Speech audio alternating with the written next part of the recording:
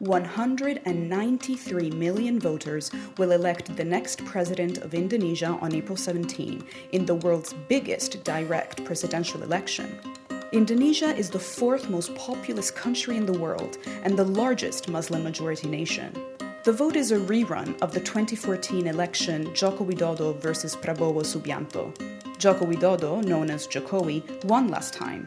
He presents himself as a liberal reformer with a corruption-free reputation. After a term in office, that image has been tarnished. However, he is still seen as more liberal than his opponent. Jokowi is the first president from outside Indonesia's tight-knit military and political elite. As leader, he is focused on improving the country's infrastructure, and according to some polls, he has approval ratings of over 60%. Prabowo Subianto is a former Special Forces general. He was in charge of efforts to suppress the independence movement in East Timor, and was the son-in-law of Indonesia's longtime dictator Suharto. After losing the popular vote in 2014, he initially disputed the result before backing down. He hopes voter dissatisfaction with the economy will propel him to power. Average incomes in Indonesia remain well below its closest neighbors in Singapore, Malaysia, and Thailand. Polls suggest Jokowi holds a commanding lead.